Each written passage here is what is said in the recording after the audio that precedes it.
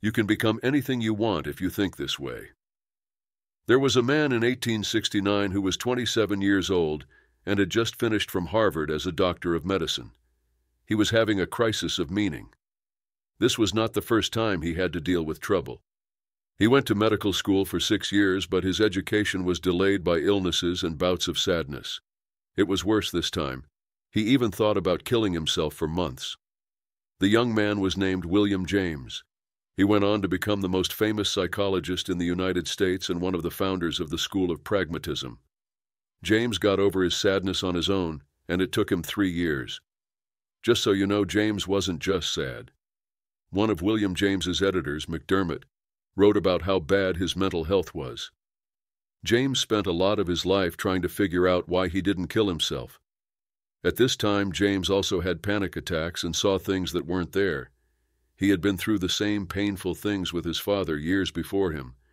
James thought that his situation was biological and therefore something he couldn't get better from after this. But in 1870, James had a big psychic breakthrough after reading a piece by the French psychologist Charles Renouvier. He wrote in his journal, "I think yesterday was a crisis in my life. I finished the first part of Renouvier's second essays and see no reason why his definition of free will, the sustaining of a thought because I choose to, and I might have other thoughts, needs to be the definition of an illusion. At any rate, I will assume for the present, until next year, that it is not an illusion. My first act of free will shall be to believe in free will." This realization is at the core of James understood that we have power over what we think, which means we can pick one thought over another. James does not say that we can control our consciousness, though. If we take a moment to notice our thoughts, we will see that they are constantly going back and forth. We can't change the thoughts. They're just there. We have free will, though, so we can choose which thoughts to focus on. This means that we can change the direction of consciousness. This understanding is very important for our daily lives. It's the difference between saying, "I can't help but feel this way," and saying, "I chose to feel this way." This book is all about choosing. You have the power to choose what you think because you can get better at managing your thoughts. Having more power over our thoughts can also help us live better lives and do better in our jobs. In this book, I'm making the case that you can choose what you think, and since what you think affects your life, I believe that making choices about your thoughts is the most important thing in life. We can do anything if we change the way we think. That one simple truth changes everything. Thoughts are very important. But Ralph Waldo Emerson, who was William James's uncle and a big inspiration to him, said it best. You become what you think about all day long. I agree with that, but we also need to remember that actions follow thoughts. You can't change your thoughts without changing your deeds then. First, let's talk about why we need a book on how to think practically. Our brains are the most useful things we have. No tool, device, or weapon can compare to how important this is. Robert Greene, author of Mastery, said it best, "If there is any instrument you must fall in love with and fetishize, it is the human brain, the most miraculous, awe-inspiring information processing tool ever devised in the known universe, with dimensional powers that far outstrip any piece of technology in sophistication and usefulness. But there's a catch. We're born with this great tool, but we don't know how to use it. We are very illogical beings. Research shows that we're not as smart as we think we are. Our minds tell us that the choices we make are logical and useful, but that's not really the case." Author of Predictably Irrational, Dan Ariely says, "We usually think of ourselves as sitting in the driver's seat, with ultimate control over the decisions we make and the direction our life takes. But alas, this perception has more to do with our desires, with how we want to view ourselves, than with reality." Emphasis mine. It's safe to say that we don't think like real people. More than 100 cognitive biases, or mistakes in the way people think, have been found by experts in the last 100 years. A lot of the time, we make choices based on our emotions and gut feelings, without having all the facts. I liked reading a few books about how to think and make better decisions, but there was one problem with all of them. They weren't useful. Through stories, they do a great job of showing why we think the way we do, but I couldn't find a book that showed me how to change the way I think. That's the reason I wrote this little book. It has everything I know about how to think. Today, I want to give you at least one idea that you can use to improve your life, work, or job by making your thoughts better. That's why I come here to share all my best thoughts. You can listen to this audio more than once because that's how I recorded it. I hope this book helps you, especially when things are hard. To keep this book useful, I use theory, stories, and my own experiences to give you tips that you might be able to use or not. My first thought is that these kinds of books will only help you if you have an open mind. Now, if you don't think that's you, I can save you an hour. Just get rid of this book. Burn it, ask for your money back, give it away, whatever. Decide right away whether you want to use it or not. Do what works. I'm not an expert on what people think because I'm not a physicist, psychologist, philosopher, or anything else. Throughout my whole life, I've believed that you have no power over your thoughts. I didn't do well when I thought that way. One day I was happy, and the next day I was sad. I got angry quickly, and I couldn't figure out how to deal with simple problems at work, in my business, and in my relationships. But I learned how to think better by writing in a diary, reading and thinking about myself a lot. In what way do I know I can think better now than before? I am no longer ruled by my thoughts, and this makes me very happy. It's no longer the other way around. I use my mind. That, to me, is what better thinking means. It is not about how smart you are or how many math problems you can solve. It is about how you use your mind to get what you want. I'm not saying I know everything there is to know about how to think better, though. But I know how to live a better, healthier, richer, and more worthwhile life with nothing but my thoughts. Change your thoughts, change your life is true for me. I hated my life and was stressed out to the max just 3 short years ago. I also gave up on my business dreams. I was stuck. As for me, I don't want to make things sound too serious. That's something I think we've all been through. If you haven't felt stuck in your life yet, you will soon. It's just how things are in the current world. I don't mean to scare you, but you know how these self-help books end, right? I lost all my money, I was sad, and my life was awful. But then I found X, and everything changed. Now X is the idea they want to sell you. To be honest, I'm not any different. Like, I want to sell you on the idea of useful and useless thoughts in this book. But there's a difference. I'm only giving you my point of view. You choose what to do with it. The famous quote by realist and one of the founders of functional psychology, John Dewey, "The true is that which works." But that doesn't mean we should believe everything we read or hear. That would be crazy. We need to stay grounded, look at the facts, listen to other people, and only then come to useful decisions if we want to always think straight. Training is needed to think clearly. I think of the mind as a muscle that needs to be worked out regularly to stay strong.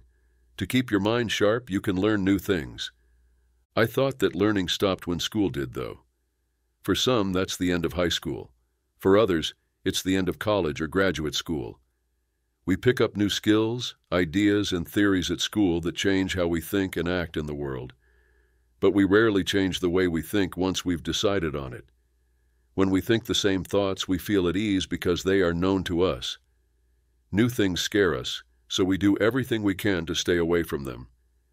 We are habitual people who like to relax their thoughts instead of stressing them. The phrase, "I need to relax and watch something on Netflix," is used by a lot of people these days. I've also said it. That makes me think, what do we need to rest from? From the work tasks we do over and over again? Thought processes that we are used to? When we're not under a lot of stress, like when we have an exam or test to take, we don't really push our minds. We might ask, what's the point? But the point is to train your mind, just like you train your body to stay healthy. Why not work out your mind the same way you work out your body? You don't go to the gym for 4 years and then stop going for good. Also, your mind is the most important thing you have, and you need to train it to use it correctly. Epictetus, a Stoic philosopher, said it best. The life of wisdom is a life of reason. It is important to learn how to think clearly. Clear thinking is not a random act. It requires proper training. Yet, we don't know how to do it. It was Epictetus who said we need to get good training. My thoughts were all over the place for most of my life. I never thought about being smart. This is what my thoughts would look like if you asked me to draw them. Sketch of chaos. What you see up there is what my mind looked like. Positive, negative, sad, happy, and most of all, confused thoughts were all over the place. I always asked myself, why can't my brain stop? Where's the pause button? Now that I think about it, I didn't know how to make the most of my beautiful brain. I went from Leeuwarden, the Netherlands, where I grew up, to London in 2014. It was a big change from where I lived before. The place I moved from had 100,000 people living in it. Now it has 7 million. Finding a place to live was especially hard. Things were tougher than I thought they would be. I learned from reading about it and talking to my new co-workers that it was almost impossible to find an apartment quickly without getting ripped off. I chose to rent a room for 3 months instead, which was much easier, and I planned to explore different parts of London that were only an hour's ride on public transportation from where I worked. That was my plan, and at first everything went well. After 2 months, I finally found a cheap, small one-bedroom flat in Oldfield, which is in the southwest of London. I had everything planned out. I got out of the room rental agreement and signed the one for the new place. My parents and brother came over from Holland to help. Since I didn't have much stuff, we could use their car to move it from the old place to the new one, which was only 10 minutes away. I thought the deal would be simple. I would just pack up my things, get the key to the new place, return the keys to the old owner, and move in. Take it easy and watch Netflix. I thought I could do everything in one day as well. Things did not go as planned. After all, my new landlord changed her mind at the last minute and no longer wants to rent out her flat. This was something she told me the day before I planned to move. I suddenly didn't have a place to live and my SUV was full of my stuff. That night I was really scared in my parents' hotel room. I don't know what to do. I have nowhere to live and my stuff is in a van. I brought you guys over from Holland, and now I'm sitting here like a fool. I talked badly about myself all day and night. You may be wondering, really? Yes, I do think that I may have been a little too extreme when I look back on this. Let's be honest. I was being too emotional. Not just a little. That's why I chose this. Example. It shows how stupid my thought was. I thought about things so much that I lost track of what was going on. What was I thinking when I wasn't clear? Some trouble in the first world? Let's go. When I woke up the next morning, my parents and brother were happy for me and told me to stop feeling sorry for myself and start looking for an answer. I told myself, think straight. I needed to get rid of the chaos and make things clear. I felt the need to get right to the point. On the left was a mush of useless thoughts, like worry, stress, pain, uncertainty, and not knowing what to do. On the right is a single clear thought with a single useful goal. I wanted to start making tools out of my mind. It was important for me to find a quick answer for my London story. From there it was easy, as long as I could think straight. I reserved an Airbnb until I could find a new place to stay. Finally, we stayed in an Airbnb for a week. The landlord changed her mind again and agreed to let me take the flat anyway. That's why all of my worrying, stressing, and thinking were so pointless. How often does that take place? We decide and jump to conclusions so quickly based on what we think. Being human means that we all make mistakes, change our minds, and often think things that aren't true. That's fine. Going crazy with your thoughts is not normal. And after a lot of other pointless thinking, I chose to change. I didn't have a big realization or a very exciting event that made me change. Life isn't like a Hollywood movie. I know people who only change after a lot of troubles. At some point, we have to say enough. And you know what? Many people don't change at all. But we shouldn't worry about that. I had had enough of emotional pain after years of chaos in my head. That's the most beautiful thing I can make it. It's not necessary to have a all is lost moment. Those kinds of things don't happen very often. I began to change my thoughts about 2 years ago, and now I know how to get rid of the chaos in my mind and replace it with focus. There's peace now. The rest of this book will tell you step by step how I did it, but first I'd like to talk about some history of thought. A quick history of thought. Not all thoughts are created equal. The most important thing is the nature of your thoughts. Marcus Aurelius, a Roman emperor and Stoic philosopher, said, "The universe changes, but our lives remain the same. There are fewer jobs. Computers turn you into a zombie. Schooling costs a lot of money. Living costs rise quickly while wages don't. You have less time for yourself, and so on. It feels like you wake up in a new world every day because life changes so fast." Your thoughts? If you're like me, these events make you think a lot, which means you worry and are unsure. How do I stay alive? How can I make my business fit new market conditions? How can I move up in my job? How am I not going crazy? It's hard to control your thoughts. We have always wanted to be in charge of our thoughts. Philosophers from all times and places have agreed on one thing since the 5th century BC. The mind is a tool for solving problems. Many philosophers also say that the quality of your life depends on the quality of your thoughts. All of these people, Confucius, Socrates, Descartes, and William James, talk about how they think and see the world. A lot of us know that Socrates said to question everything, even yourself. When the Oracle of Delphi told Socrates he was the smartest person in the world, Socrates famously said, "I know one thing, that I know nothing." He is smart because he believes he doesn't know anything. That's a way to think. One step further was made by the French philosopher René Descartes in the 1600s. He had doubts about everything in life, even his own survival. How do you know you're not thinking or living in the matrix? This is why he famously said, "Cogito ergo sum," which means, "I think, therefore I am." Descartes came to the conclusion that he must exist because he can think. No matter what crazy thoughts you have, you definitely do exist. So why not make your life a little more useful, fun, practical, and lighthearted? Have you ever paid attention to your thoughts or written them down?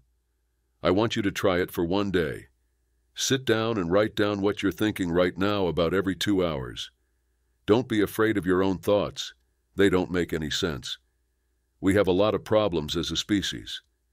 Descartes also looked over his own thoughts and discovered numerous inconsistencies. His main idea is that we should question where our beliefs come from, not the beliefs themselves, since most of them are based on how we or other people see things. How many of your ideas come from what other people have told you or from your first thoughts or assumptions? Being able to tell the difference between truth and lies is at the heart of thought. What is real? What is not true? A practical point of view is one way to look at that question. As William James put it, pragmatism is the attitude of looking away from first things, principles, categories, supposed necessities, and of looking towards last things, fruits, consequences, facts. Thoughts should be useful. If they aren't, they are useless. That is clear thought. Instead of an answer, pragmatism is a way to think. As it turns out, every thought is a plan. Your mind is a tool, but it's a tricky one because your thoughts are always going in different directions. Thinking is the hardest work there is, as Henry Ford put it best. That's probably why so few people do it. It is hard to think, but it is the most important thing in life. Please remember that the way we think affects the way we live, and the choices we make are based on our thoughts. Life doesn't go in a straight line. If A leads to B and B is C, then A also leads to C. That's how I've always thought. There was nothing helpful in my thoughts, even though I looked at first impressions and made a lot of judgments. These things really didn't do anything. I didn't think, I just did what everyone else did. I let other people think for me. That's how most of us are. I thought I would never have to worry about getting a job after I graduated from college. That's what I really thought until I was about 26 years old. I learned the hard way that life doesn't promise anything and that you have to work hard to make money. Having a degree has nothing to do with making money. I would say skills are another thing that can help you do well in your job. People are willing to pay more money for your value if you are good at something. Also, reaching a goal never happens in a straight line. A lot of us think that getting where you want to go is as easy as following a straight line. It's possible that you want to start a business to gain more freedom. That was always my plan. I thought I would just keep working at it until I got it, but that didn't happen. I had to go around a lot of things. Between those jobs, I worked for a lot of other people. I also started companies that didn't work out. We can change the way we think when we realize that life doesn't go in a straight line. I got down a lot along the way and almost gave up. I understand that things don't always go as planned, and that helps me come up with backup plans or other ways to reach my goals. One of my other goals was to buy real estate when I lived in London and Amsterdam. That was hard for me because I didn't have enough money to begin with. I stopped putting too much pressure on myself to make more money and giving up the good things in my life. Instead, I looked elsewhere. I ended up in my city after looking into real estate areas that were growing. There were low prices, lots of people I knew, more people moving into the city, and a lot of money being put into schools and new businesses. I chose to look elsewhere for 2 months before I made my first deal there. The point is that you can reach your goals in more than one way. Also, you shouldn't always do what everyone else is doing. Join the dots. At all times, even when you're not thinking, your brain is working.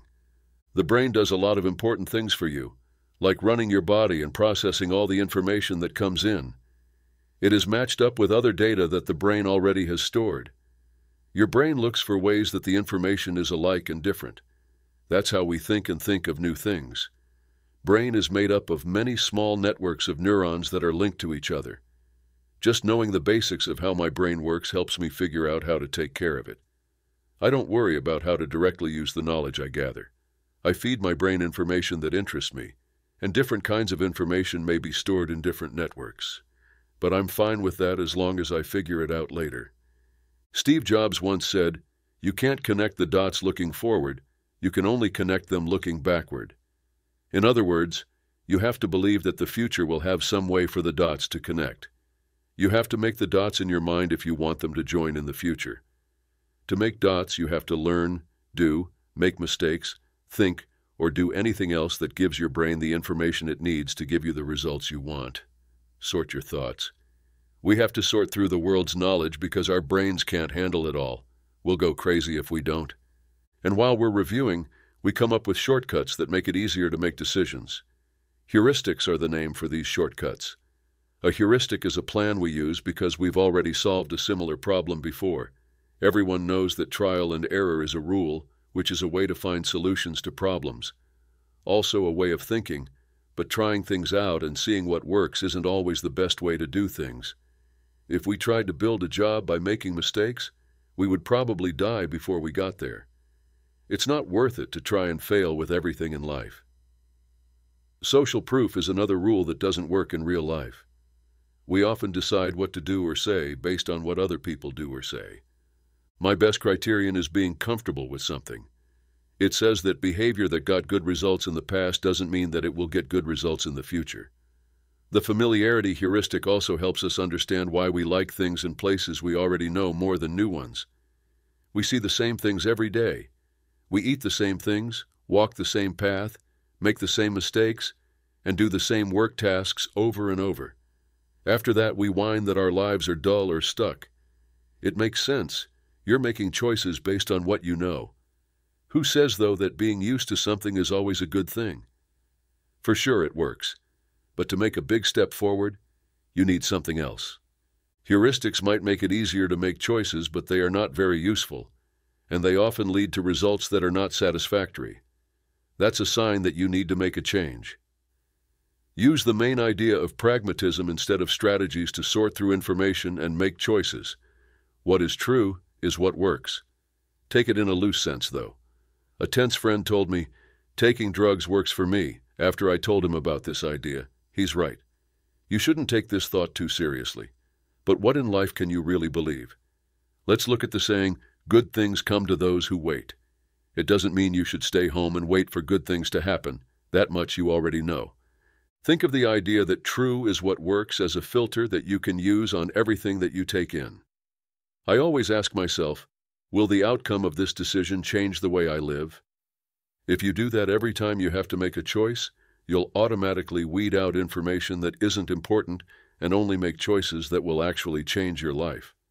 You have to use whatever works, what is useful, and what changes your habits. As an example, common sense says that bigger towns also mean more possibilities. I really believe that to be true. That's the main reason I moved to London too. There was a big chance for me at the time, and I did take it. But I had bigger problems and tasks as well. I don't like big places either. I hate busy places, dirty air, and living costs that are too high. It's clear that I didn't like living in a big city. The way I lived was bad because of that way of thought. That's why I moved back to Leeuwarden in the end.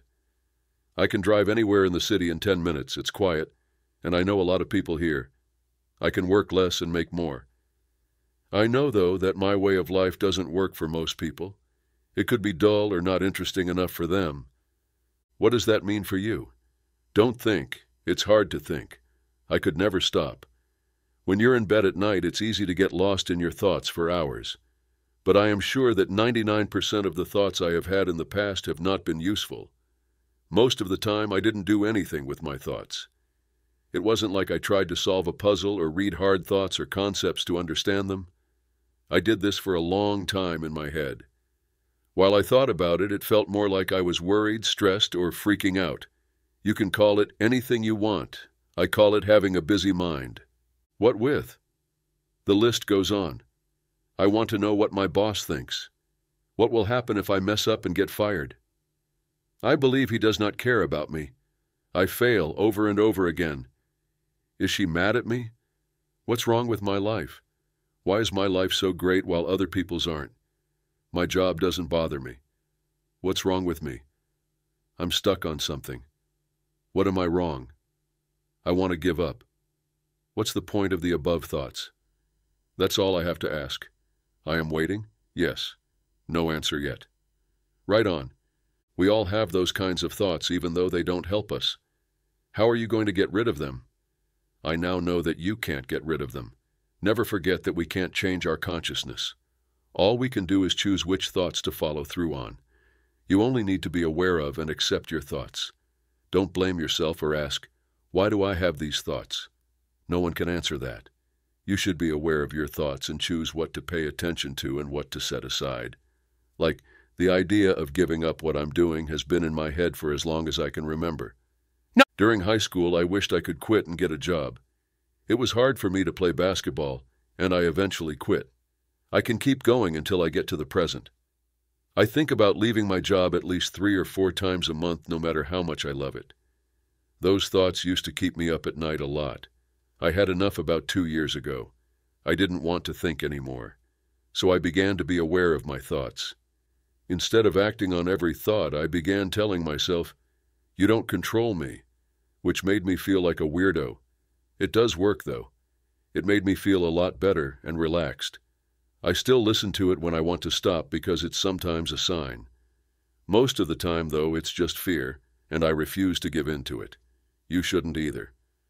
Between inside your control and outside your control. Here's a good rule of thumb for having useful thoughts. Only think about things you can change. That gets rid of about 99% of your thoughts right away, since you can't control everything in life. Focus only on the things you can change, like your wants, actions, words, and plans. What's an idea that doesn't help? Anything that you can't change and doesn't serve a reason. Do you remember things from the past? That's a great example of a thought that has no point unless you're thinking about a choice or mistake you made in the past. In the case of thought, you're making progress. Thoughts about the past don't help with anything else, though. It doesn't help from that point of view. Ever dream about the future? That's also useless. I've found 2 main types of useful thoughts. 1, thinking about how you can fix problems. A problem is just an unsolved question. Put your brain to use and think about how you can solve problems. There are a lot of those on this earth. 2, understanding knowledge. That means this. Try to absorb knowledge and think about how you can use that knowledge to improve your life, job, work, relationships, etc. That's it. You can ignore every other thought. If you're constantly thinking without a useful purpose, it's because you haven't trained your mind yet. You have to get out of your head. If not, you'll go mental. Everyone will, no exception. Ask yourself, is that worth it? Do you really want to waste your time, energy, and life on useless thinking? You and I both know the answer to that. Commit to stop thinking about useless things. Start taking control of your mind. All that worrying about the past and the future is not going to help you. It never did, and it never will. Don't trust your mind. Have you ever made a decision that seemed illogical looking back? We're very illogical beings. Every person creates their own social reality. The way you view the world is completely subjective because we all have cognitive biases. The concept of cognitive biases was introduced in 1972 by two psychologists, Amos Tversky and Daniel Kahneman. A cognitive bias is a systematic thinking error that impacts judgments and, therefore, our decisions. My favorite cognitive bias is the attentional bias. It's scientific evidence for the idea that your life is a result of your thoughts. The attentional bias states that our perceptions are affected by our thoughts, and naturally, our perceptions determine our actions and decisions, which make up our lives. If you have negative thoughts, you also have a negative perception of life. That's what it says. Our mind might be illogical, but it's also simple at the same time. Take one of the most well-known cognitive biases, the confirmation bias. It explains the behavior of confirming our preconceptions. If you believe in something, you will try hard to find information, clues, and signs to back that up. In other words, you do everything to prove you're not wrong. Instead of looking at facts, you look at beliefs. And that's what all cognitive biases do.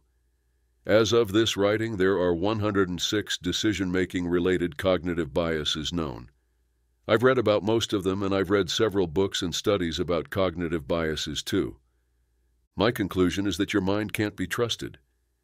Maybe my conclusion is also a cognitive bias. Who knows? What it comes down to is this: avoid making decisions based on beliefs, obvious logic, and even science. Scientists are also human beings. That means they have their own cognitive biases. They are notorious for finding evidence for their preconceptions. The solution to making better decisions is not more knowledge. Instead, I've found that a pragmatic and neutral perspective leads to better informed decisions. Unfortunately, there's no such thing as the best decision. If that was the case, we'd live in a perfect world full of people who made logical and practical decisions. I like to look at it this way. There are only good-informed and bad-informed decisions. It's very appealing to think we've got it all figured out because we've read a few books or studies. There's just one problem. You still can't trust your judgments no matter how much knowledge you have. Being aware of that simple thought helps you make better informed decisions. Every time I'm stuck in a thinking pattern, I try to break away by looking at the list of cognitive biases. It's free and easy. Just go to Wikipedia and search for list of cognitive biases.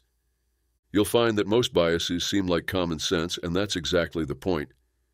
Cognitive biases explain our illogical behavior. Look at facts. I hate assumptions, and yet, I assume things all the time.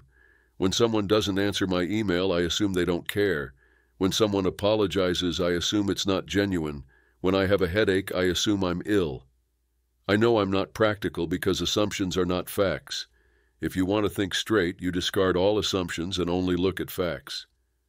William James said it best in one of his lectures about pragmatism. The pragmatist clings to facts and concreteness, observes truth at its work in particular cases, and generalizes. To make things simple, let's look at two ways of making a decision, one based on facts and the other based on assumptions. Does your product solve a problem, or do you assume it does? Are you able to raise money for your startup, or do you assume you will? Will you get a raise, or do you assume your boss will give it to you? Is the sale a done deal, or do you assume your client will sign? Do people like your art, or do you assume they do?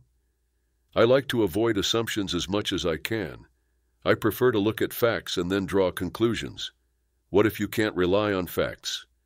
Well, sometimes you just can't find facts, or you have to make a quick decision. In those very rare cases, I prefer gut feeling. Whatever you do, never waste your thoughts on other people's ill-informed opinions and guesses. True versus untrue. In the previous chapter, we talked about looking at facts, but are facts also the truth?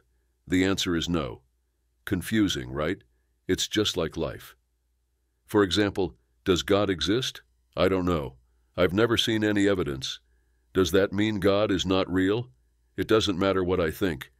If God has an impact on the way you live, it's true for you, no matter what scientists say. Friedrich Nietzsche, the German philosopher who had a profound impact on Western philosophy, famously said, "There are no facts, only interpretations." Nietzsche was a man of true self-knowledge. Sigmund Freud even said that he had a more penetrating knowledge of himself than any other man who ever lived or was ever likely to live. He was a very analytical thinker, especially when it came to his own thoughts. When Nietzsche said that there are no facts, he meant that we as human beings ultimately rely on our interpretations of reality. There's no way to confirm reality objectively. That doesn't mean nothing is real and that we're all living in a big dream. We just have to realize that facts are not the same thing as the truth. That simple thought saves you a lot of energy because it means no one can be right or wrong. Don't bother with convincing people with different opinions of the truth. It's just not a practical thing to do. Save your energy for other more useful things. Take your time to think. Be. Conquer yourself rather than the world. René Descartes. I'd like to ask you a few questions. What are you good at? What are you bad at? How do you learn new things? What are you passionate about? What do you dislike? In other words, who are you? What's your DNA? Sure, biologically, we're all more or less the same. We all have organs, bones, blood, nerves. We also all die. Why is self-knowledge important? I never had a clue. In all my years in school, no one ever talked about knowing yourself and why it matters. But it turns out that a lack of self-knowledge is the reason why I made the wrong decisions in my life. The jobs I had, the girls I dated, the things I chased, the decisions I made, the people I spent time with. It didn't match with my strengths, values, skills, and desires. My ex-girlfriend wanted to travel the world and live in different countries. I hate that idea. I want to stay close to my family and best friends. I don't feel like I'm missing out on something if I don't live in other countries. Having a home is what makes me happy. When you're in a relationship with someone who has different values, it's a zero-sum game. One person always loses something. We broke up. I've worked in boiler rooms selling foolish products to people who didn't need them. Why did I have a job that made me feel bad about myself? I don't know. My best guess is that I wanted the money. I thought that's what you do. But I didn't know myself. Today, I know myself better than I did 10 years ago. And in 10 years from now, I'll know myself better than I do today. Knowing yourself is step 1. Step 2 is acting on that knowledge. Sometimes opportunities come my way, and I feel like saying yes too quickly, but I have to take a step back and ask myself, is this really me? Very often the answer is no. I've found that most things in life are not for me. Most jobs, opportunities, countries, people, parties, lifestyles, books, they're all not for me. It's about finding the things that are for me. Believe it or not, that's a very small list. Take time to reflect. We live busy lives, and sometimes there's no time for thinking. When thinking is not a priority, make it one. If you don't, you'll end up like me a few years ago. I didn't reflect on anything between 2012 and 2015. Result? All of a sudden, I felt overwhelmed and didn't know what to do with my life. I had a true internal crisis on my hands. Since I had no idea what to do, I started reading more books, and I noticed that many smart and happy people kept journals. They also reflected more on their life. More specifically, they reflected on the things they learned. Try to think your way out of everything. This doesn't make sense at first sight, but when you think too hard, you often come up with bad ideas. That's because you can't actively think your way out of everything. We've all had good ideas while taking a shower. That's because we're not actively thinking. It's good to let your attention wander and stop thinking. This is also a part of controlling your mind. You have the ability to decide when you want to let go of your thoughts, similar to relaxing your muscles when you lay on the couch after a tough day. You can let loose of your thoughts. You can do that in many different ways. Some like to take a yoga class. Others prefer to meditate every day. The medium doesn't matter. I've learned that there are many ways to relax. However, only one thing is critical. You don't need anything to relax but yourself. You don't need yoga, exercise, meditation, music, scents, or whatever it is you think you need. Let go of everything. You can escape your outside world and go inside your mind to find peace. If you can't do that right now, train yourself. Become aware of your thoughts, observe them, and let them go. That's the whole process. You can do that anytime, any place. You don't need a different scenery or class to do those things. Let go and relax, and do it as often as you think is necessary. You'll find that the moments you're not thinking are just as important as the times you are actively thinking. Be unconventional.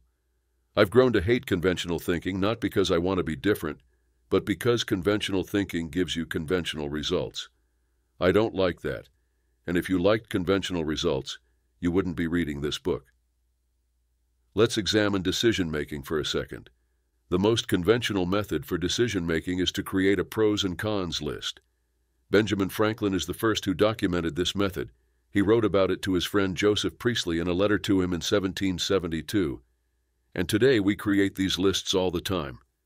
What are the pros and cons of quitting my job? Breaking up with my boyfriend? Taking this job offer? Buying a new car? Starting a business? And then we take a sheet of paper, draw a line in the middle of it, and start listing the pros on the left and the cons on the right, or vice versa. Even though I like the simplicity of this method, I stopped using it after one of my friends recommended me to create one of these lists when my first relationship hit a rough patch. I actually made a pros and cons list for breaking up with my then-girlfriend. When I think about it now, I'm ashamed, and it didn't even make any sense.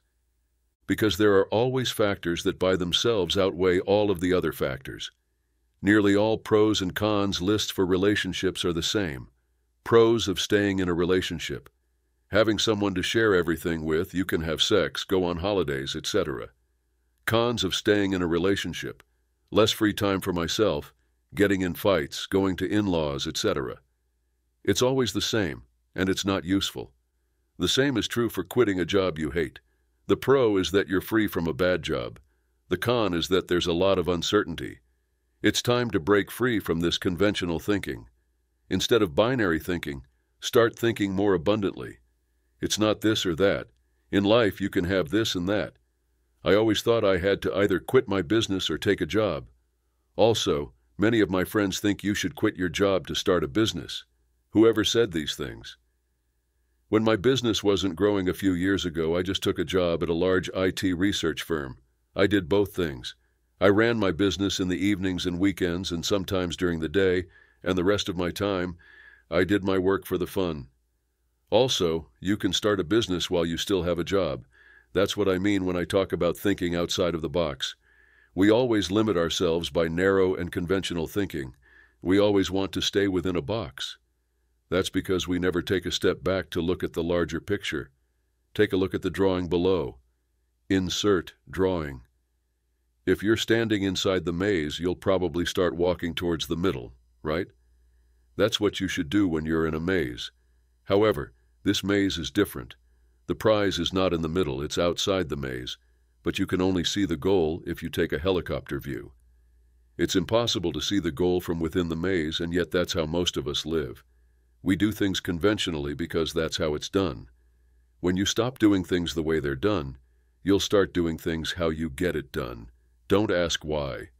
I'm a fool with sending emails, especially when it comes to selecting the recipients. I always type the first letter of a name and hit enter. I trust the computer and never check whether the address I've selected is actually the person I want to mail. I'm lazy. Often it doesn't matter, and I get funny responses back from people I've never heard of. But sometimes it does. A few months ago, I wanted to send an email to my friend Niels, who works at a large bank in the Netherlands. I typed in and hit enter. The first email address was of a friend of mine with the same name. I sent him the email, but the next day, I got an email back from the compliance officer at the bank. Niels forwarded the email to him, and he asked me why I wanted to meet with Niels. I didn't even want to meet with Niels, I just wanted to send him a funny article I found. Why didn't I check the email address before I sent the email? I don't know, probably because I'm lazy. I have many other examples of me doing stupid things, but there's no reason to get into those right now. Instead, I want to share what I've learned from my mistakes. First of all, I've learned that I'm an idiot, but I already knew that. Secondly, I've learned that it's always best to double-check, triple-check, or even check 4 times whether you're doing something correctly. Thirdly, I've learned to accept that sometimes I make mistakes and laugh at myself for being so dumb. Last but not least, I've learned that I'm not the only one. Everybody does dumb things sometimes, but that doesn't mean you have to dwell on it. Everyone makes mistakes. The important thing is to learn from them and move on. Now, I double-check every email I send. You should too. Your IQ is not as important as you think it is. People often associate intelligence with being smart, and smart people often think that their intelligence is their most important asset. After all, they've always been told that they're smart, so it must be true, right? Wrong. The truth is that your intelligence doesn't matter as much as you think it does. I know this because I'm not that smart, and I've still managed to become quite successful. So how did I do it? By being persistent, working hard, and never giving up. I may not be the smartest person in the room, but I'm usually the one who works the hardest.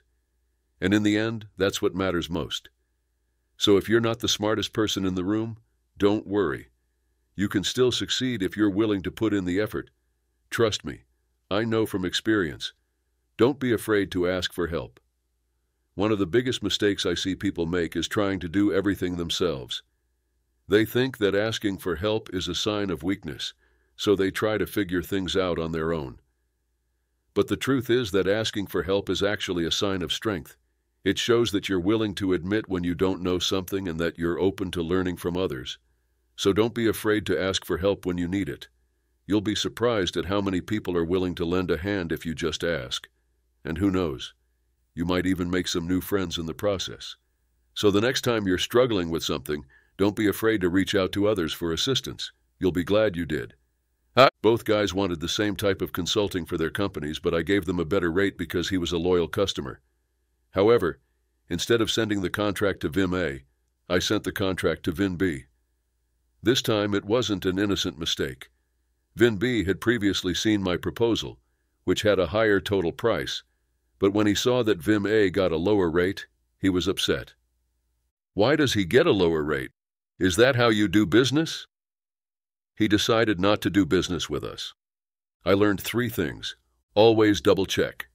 Small things can become big things. Don't play favorites. There's no use in asking why I made a mistake or why I was always lazy with email. I just was, and I was wrong. There's no way to justify my mistake. Never brush important details off and say, "It doesn't matter." Maybe it doesn't matter that you hit snoozy every single day or that you ignore the details of your book report or movie. The point is that not striving for perfection becomes a habit. Don't worry about being a perfectionist. There's no such thing. More often than not, people are the opposite.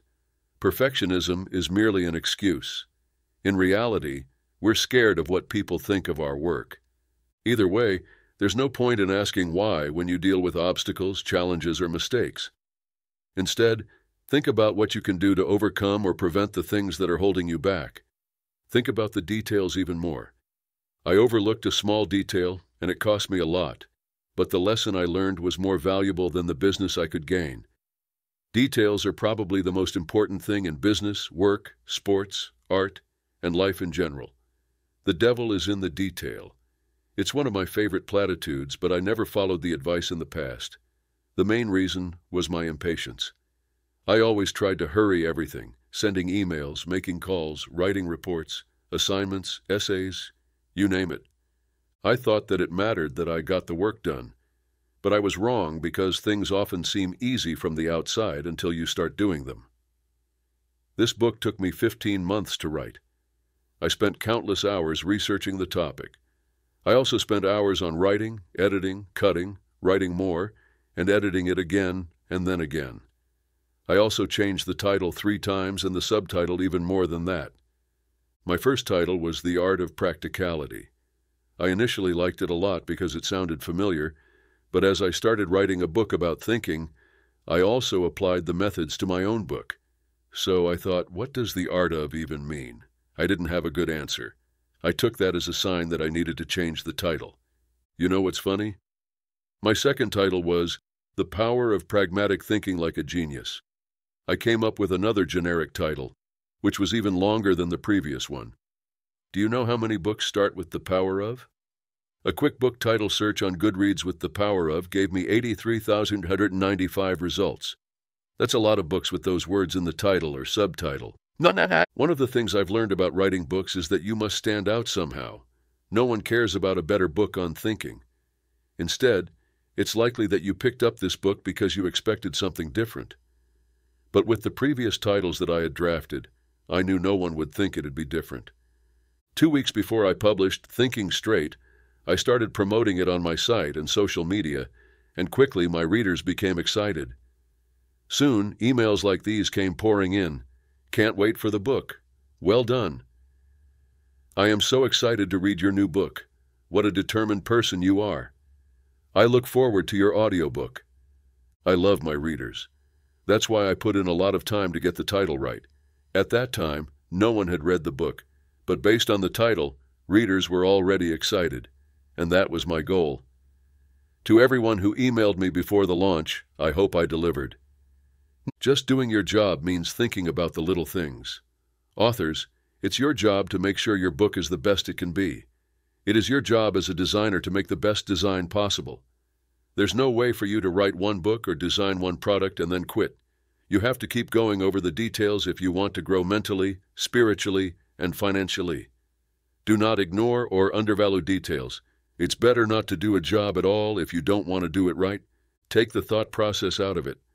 I don't want to turn into someone who thinks all the time but never does anything. I think the only reason is that I want to make my life more interesting. I enjoy getting more out of things because it makes me happy. That's the reason I don't like to think about every day. It sounds strange, doesn't it? You say you need to think more, but now you say you're not thinking as much. Yes, that's exactly what I mean. If you improve the quality of your thoughts, you will also improve the quality of what you do. And always make sure that action is greater than thought. Getting into habits is the best way to make sure you do more. Do some exercise.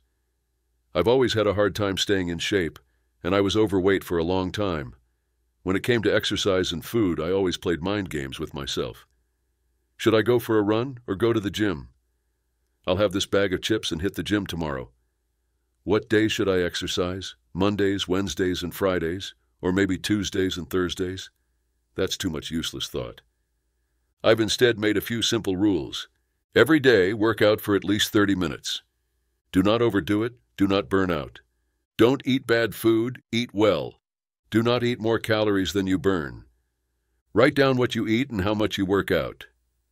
Putting together a few rules makes a system, and systems help you do things without having to think about them. If your method doesn't give you the results you want, all you have to do is think. I would change my method if it made me feel bad or make me gain weight. It's never perfect, even if it does work. So, I often think about what I can change or how I can make my processes better. Do not dwell on your mistakes. My grandma was always around when I was a kid.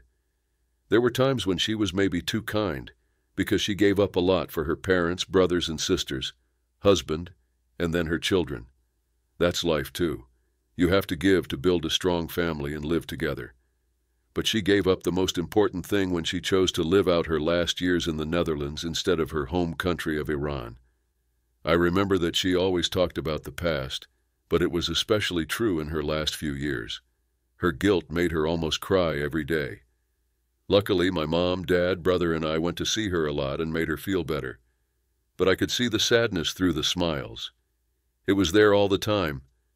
My grandma taught me a lot, mostly about being kind and how important it is to have strong family values. But the most important thing I learned is that life is not about what you did, but what you didn't do. When my grandma died in January 2015, I made up my mind to always remember that lesson.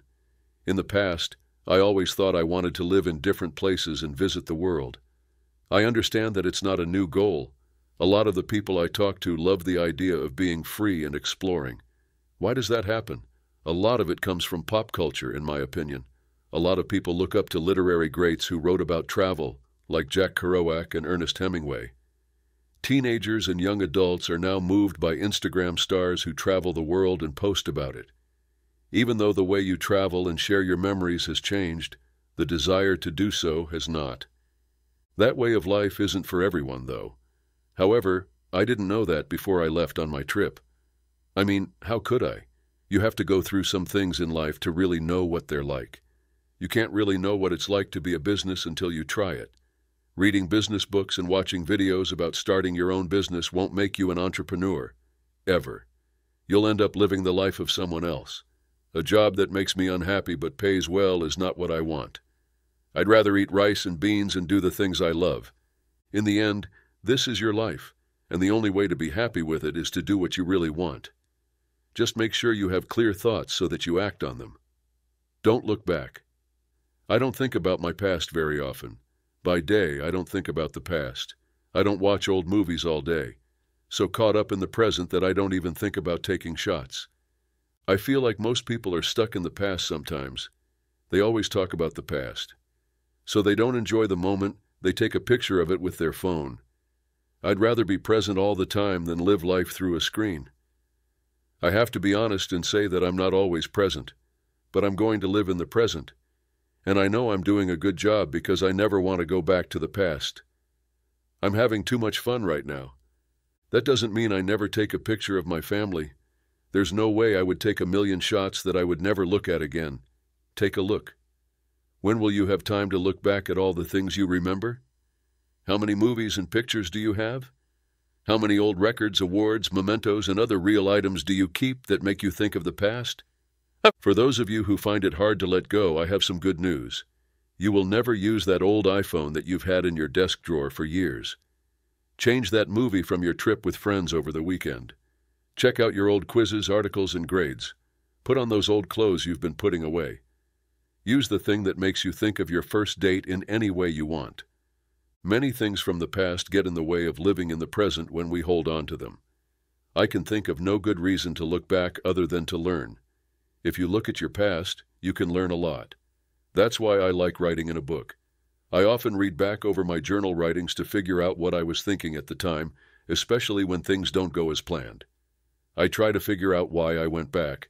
I started a paid membership site in 2017 after writing regularly for 2 years and getting more than 22,000 people to sign up for my email. I thought about the membership site too much before I started it. If I get 1,000 readers to support me with $5 a month, I can make a living off writing, training, and helping others. The paid members will get exclusive content from me. That's a good value proposition. That's how I thought about it. I got the idea for 1,000 from Kevin Kelly's important article, 1,000 True Fans. I also looked at how other blogs started their membership sites. I had sold hundreds of online classes before that, so I knew people liked my work. At least it looked good on paper. But what I thought would happen didn't happen. 78 people signed up after a month. I shut down the membership page after 6 weeks. A lot of people, including paid members, friends, and coworkers, told me I stopped too soon. That's possible, but I don't usually give up when things get tough. During the 65 years I spent getting 2 degrees, I often thought about giving up on school. Because it's so hard to make money, I've also thought a lot about leaving my family business. But that won't happen. Not at all. I quit my membership site because I knew it would take me more than a year to get 1,000 paid users at this rate. More than that, 6 people quit in the first month. It will take me even longer if I count cancellations. Also, for the past 6 weeks, I've felt obligated to give my paid members special material. I want them to get something from being a member. I lose a lot of time because of that stress that I could be using to grow our family business or my teaching business. In the end, I don't think a membership site is the best way to go. I didn't just figure out 1,078. I thought about it more deeply. How can you keep people there? How much work is it, and what other ways are there for me to reach my goals? I can help people in a lot of other ways as well. I also make a living in a lot of other ways. Because of this, I shut down my membership site after only 6 weeks. It's not the end of the world if things don't work out. Choose something, stick to it, and move on. Only look back to learn. When I think about the time I wasted trying to start a membership site, it was easy to see what I could have done differently. Before I began, it took me about 3 months to make the registration area, write copy, add material, and so on. I knew that running a membership site would take some time. Do you remember the part about specifics? Do the job right or don't do it at all.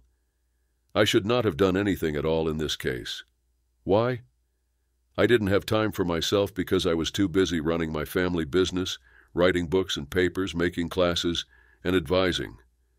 I've learned that I can only handle one big job at a time in every part of my life. You should look back, but don't stare for too long. Life is going on now. Take good care of your time. Time is running out. We all figure that out in the end. For sure, we become more aware of how we spend our time after that. Thoughts are like a sword with two edges. It can make you stronger or weaker. How you use your thoughts determines what happens. Your mind is just a tool, nothing more or less. I talked about how I've learned to use my brain better in this book. There are times when you need to change the way you think, and times when you need to stop thinking. You choose which way to use and when to use it. Don't think too much, though, because it's a waste of time. But in the end, thinking is pointless if you don't do anything. But, as we already said, action comes after thought. Good thoughts lead to good deeds. To make my point clearer, here are some thoughts that I believe will help you. Improving your life, growing your business and job, picturing your future, coming up with new ideas, fixing problems, and planning fun things to do with your partner, family, or friends. It's not that hard to understand. It's hard and takes work to stay with this way of thought, though. If you only read this book once, don't think you'll become a useful thinker. Like any other skill, thinking better needs to be practiced every day. I do that by seeing everything that happens to me as a way to improve the way I think. Because if I don't, I won't enjoy my life and will waste time on pointless things like whining and feeling sorry for myself. We're all thinking too much, and it's not because other people do cool things. We're missing out on life. Everybody knows that the little things in life are what make it beautiful. When you woke up this morning, did you notice the rain or the sun? Did you notice how your coffee smells? Did you touch your grains to see how they felt? If the answer is no, you need to get out of your head with your thoughts and start feeling. Intercom. This whole thing has only one goal. Intercom. Your mind should always be calm, no matter what goes on in your life or what happens to you. That's the most important thing in life.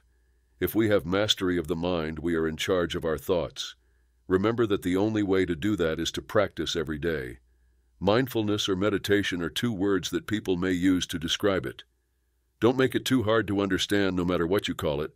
Finding intercom. You don't have to pay $10,000 for a school to learn how to calm down. Sit down, connect with your thoughts, notice them, and then push them aside. That's all there is to how to meditate. Every time I walk, work out, write, wait, sit, lie down, or do anything else, I meditate. To find peace, I can always make time and energy to go inside. I'm ready to go. That's important to understand. You can control your thoughts without a yoga mat, music, or a guide. I've said it before, but it's so important that I'll say it again. Anytime you want to calm down, you can go inside yourself. You don't need a drink, a vacation, or new shoes either. How do I understand this? What I think I control. What it does is up to me. You can too. Think about other people. A lot of the ideas I wrote about in this book come from the pragmatist school of thought. If you look up pragmatism, you'll probably find that Charles Sanders Peirce, who used to teach at Johns Hopkins University, started the trend. But if you read more about the philosophy's history, you'll find that William James was the one who named Peirce as its father in 1898. Some people thought highly of Charles Sanders Peirce as an intellectual in the 1880s, but by the end of the 1800s, he had lost favor. In the 1860s, James and Peirce met while they were both students at Harvard's Lawrence Scientific School. Peirce became a professor at Johns Hopkins University after being seen as a math and logic genius at one point, but he lost his job in 1884 because of a scandal over his second marriage. It's a really sad story. In 1875, Peirce's first wife left him. Not long after, he started seeing another woman while he was still formally married. But after 8 years, his split was final. He lived with a woman he wasn't married to during those 8 years. It looks like Peirce's co-worker Simon Newcomb told on him. Because of this, he was fired, which caused a public scandal. Peirce was fired and unfortunately never found work in academia again. He was poor for years after that. He even slept and lived on the streets of New York City for many years. William James, an old friend, was the only one who helped him. After getting over his sadness in 1870, James began to write a body of work that is still important today. James earned a Harvard professorship and fame in the academic world after writing Principles of Psychology, a book that came out in 1890 after 12 years of work. James's career had been going up for years, while his friends had been going down. Then, out of the blue in 1898, William James gave the idea of pragmatism to the long-forgotten Charles Sanders Peirce in a talk called Philosophical Conceptions and Practical Results. Pragmatism means that you should think about how ideas can be used in real life. James thought that scientists were wasting their time on theories and ideas that were too general and didn't apply to real life. If a scientist showed how the earth was made, would you change how you live? As Louis Menon, author of Pragmatism, a Reader, puts it, we can never hope for absolute proof of anything. Every choice we make is based on what we think the world will do or be today. No matter what people think about practicality, one thing is certain: giving Peirce credit for the idea was a good thing that James did. And that's what makes James so great. It wasn't his goal to get credit for something he made, because Peirce would not be known and practicality would not exist without James's deeds in support of it. James did something important when he did that. He helped a pal. Peirce got some attention, and in his later years, he even wrote a few papers. That's the most important thing I've learned from James. William James said, "The greatest use of a life is to spend it on something that will outlast it. In real life, there's no reason to do something that will last longer than you. You are not going to be there to see it. That's not the point, though. Every day, if we remember that we should try to do or make things that are useful and important to other people, we will spend our time on things that really matter. If you do that, everyone's life will have value." Thanks a lot. Thanks for following me on this trip. My goal was for you to understand how I think. I hope this book helps you stay strong and that you read it more than once, especially when things are hard. Thank you for taking the time to read, getting things straight. People who read a lot of books might think that picking one over the other isn't important, but for me, as the author, it's everything. Thanks for that.